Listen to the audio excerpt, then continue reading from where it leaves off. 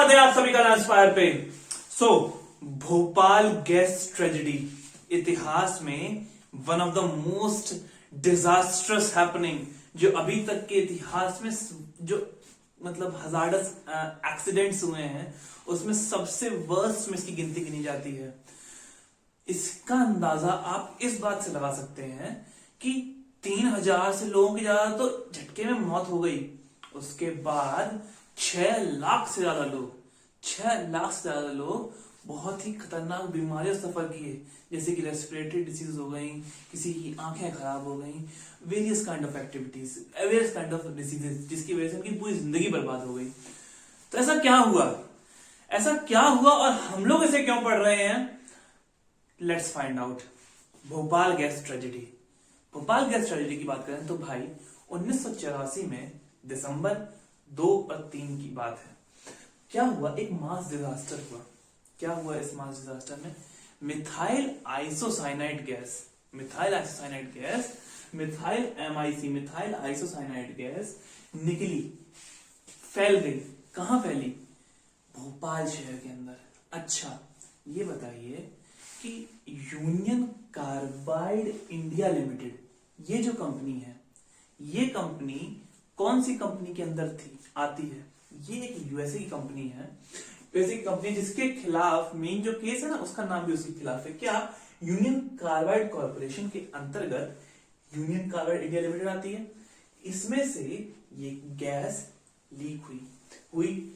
अच्छा, अब ये जो कंपनी है वो किसके लिए काम करती थी, मतलब वो क्या प्रोड्यूस करती थी? देखो, वी नीड टू अंडरस्टैंड। यहाँ पे मैन्युफैक्चर ऑफ पेस्टिसाइड्स होते था भोपाल के अंदर, और इसी में ये गैस का लीकेज हो गया, जिसके थ्रू ये ट्रेजेडी हो गई।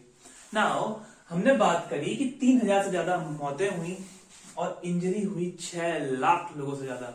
समझ रहे हैं आप? मैग्नीट्यूड देख रहे हैं कितनी बड़ी मात्रा में ये नुकसान कर गया था। तो इसके बाद क्या हुआ? इसके बाद नॉर्मल सी बात है, सोचिए, जब इतने सारे लोगों को नुकसान हुआ तो क्या होगा? लोग केस फाइल करेंगे, लोग कहां अप्रोच करेंगे, लोग कहां से अपने आप के लिए जस्टिस मांगेंगे? हमारे साथ कुछ गलत हुआ। They approached courts not only in India but also in US. So a large number of cases were filed by the victims of this tragedy. अच्छा, तो अब इसी के फर्दरेंस में जस्टिस प्रोवाइड करने के लिए, जस्टिस के ईज के लिए एक ऑर्डिनेंस पास किया। किसने? गवर्नमेंट ऑफ इंडिया ने। गवर्नमेंट ने उसके थ्रू एक एक्ट निकाला। क्या एक्ट निकाला? एक्ट का नाम था Bhopal gas leak disaster processing of claims act 1985। इसके थ्रू गवर्नमेंट ऑफ इंडिया, इसके सेक्शन 3 के थ्रू गवर्नमेंट ऑफ इंडिया को पावर मिल गई। क्या? कि Government of India as Union of India will be able to represent all the victims of this Bhopal gas tragedy. ठीक है? Entitled Union of India to represent every person. ठीक है? So now how the proceedings began. Union of India tried to approach the district court of New York. कारण they have given the argument कि Indian courts are not competent enough to deal such a case। ठीक है? अच्छा, वहां पे इसी यानी कि यूनियन कार्बाइड कॉर्पोरेशन ने प्लीड किया कोर्ट को कि ये जो केस है this should be rejected on the ground of forum non convenience. कहा कि this can be dealt more conveniently in India where the actual accident has been committed. जिसको एक्सेप्ट किया न्यूयॉर्क की कोर्ट ने, और हां, उनसे कह दिया कि आप जाइए। ठीक है? यूनियन ऑफ इंडिया पहुंची डिस्ट्रिक्ट कोर्ट ऑफ भोपाल। यहां पे इन्होंने जब केस फाइल किया तो भोपाल डिस्ट्रिक्ट कोर्ट ने 350 करोड़ का इंटरम रिलीफ प्रोवाइड किया।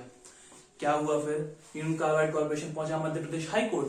फिर क्या हुआ? वहां पे उन्होंने इस कंपनसेशन को कम कर दिया और कहा कि 350 से 250 करोड़ दीजिए आप। ठीक है? अब फिलहाल जब ये प्रोसीडिंग्स चल रही थी, जो कि अगले 4 साल तक चली, उसके बाद रिजल्ट क्या निकला? उसके बाद रिजल्ट निकला कि 750 करोड़ इनको एज कंपनसेशन देने पड़े। अच्छा, इसी बीच जब लिटिगेशन चल रही थी तो जो यूनियन कार्बाइड कॉर्पोरेशन है ना, ये इससे बचने के लिए, सोचो ना, इसी इतने सब झमेले से बचने के लिए दे वर ट्राइंग कि कोई सेटलमेंट हो जाए, गवर्नमेंट के साथ कोई सेटलमेंट हो जाए, पब्लिक के साथ कोई सेटलमेंट, किस तरह से ये बच जाए इससे।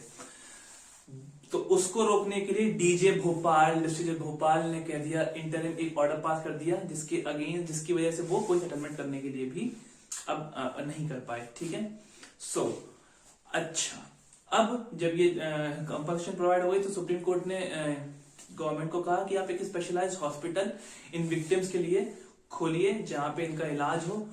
और हाँ, जो ये कंपनसेशन प्रोवाइड करने की प्रोसेस थी, जो लोगों को तक पहुंचाने की, ये काफी स्लो और काफी लैक कर रही थी, जिस वजह से लोगों को बहुत दिक्कतें भी आई। सो ये केस इंडियन हिस्ट्री में एक बहुत ही बड़ा कलंक की तरह माना जाता है, जहां पे हमारी कोर्ट्स की एक तरह से बेइज्जती हुई और लोगों ने lack of efficient judicial system की वजह से बहुत सफर किया। तो अगर